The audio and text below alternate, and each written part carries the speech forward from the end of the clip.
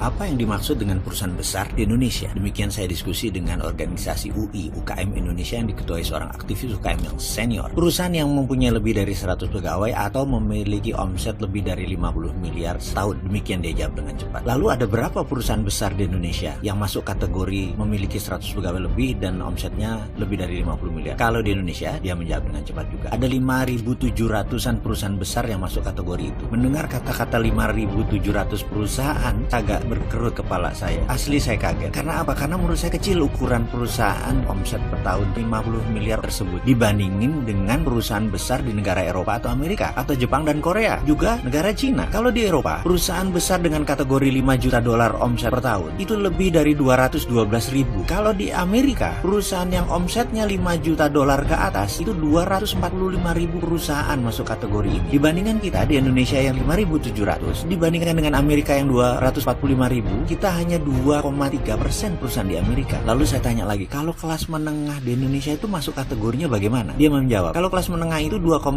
miliar sampai 50 miliar omset setahunnya. Saya tanya lagi, ada berapa perusahaan di Indonesia? Perusahaan di Indonesia ada 77 ribu yang masuk kategori kelas menengah. Saya sekali lagi terkaget dengan angka tersebut, karena perusahaan tersebut 77 ribu itu di Singapura juga perusahaan kelas menengahnya 77 ribu, tapi penduduk Singapura hanya 2% penduduk Indonesia. Sekali lagi saya hanya berpikir, kok bisa ya? Indonesia masih lemah berarti secara ekonomi swastanya. Kedepan saya pikir saya nggak maulah diskusi tentang BUMN, karena BUMN itu rasanya hanya berjalan baik di negara sosialis komunis seperti Cina. BUMN Malaysia, BUMN Singapura itu bukan di bawah kementerian. Yang jadi kementerian BUMN itu hanya di Indonesia dan Cina. Bayangin, aset BUMN itu 6.000 triliun kira-kira divaluasi. Hutangnya kalau nggak salah 2.000 triliun. Sebenarnya udah limit hutangnya tersebut. Dan perusahaan dengan nilai 6.000 triliun atau sekitar 400 billion dolar di Amerika itu ada ratusan. Kalau Apple aja, Alphabet itu nilainya 1.000 billion. Jauh 3 kali di atas BUMN Indonesia. Dan pemimpinnya hanya CEO biasa, bukan menteri. Kalau menteri itu kemana-mana pakai fasilitas negara, buka pintunya ada yang layani, bener-bener birokrat. Sementara di sana CEO biasa aja tuh, tidak harus kementerian. Lalu ke depan bagaimana Indonesia sebaiknya membangun? Ini adalah tantangan. Negara yang lincah membangun dan cepat tumbuhnya, biasanya pendorong terbesarnya adalah swasta. Di mana yang dibangun sektor swasta adalah selalu infrastruktur dinamis. Apa itu infrastruktur dinamis? Infrastruktur dinamis adalah industri manufaktur, produsen, dan dunia kreatif penciptaan. Jadi ada baiknya Indonesia sekarang membangun infrastruktur dinamis berbasis swasta.